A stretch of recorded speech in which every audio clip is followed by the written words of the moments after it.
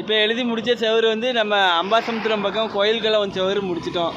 அடுத்து வந்து மகளிர் காவல் நிலையம் பக்கம் உள்ள செவருக்கு போகிறோம். மகளிர் காவல் நிலையம் பக்கம் அடுத்த செவரு எழுத போகிறோம். வீடியோ தொடர்ந்து பாருங்கள். வீடியோ பிடிச்சா லைக் பண்ணுங்கள், கமெண்ட் பண்ணுங்கள்.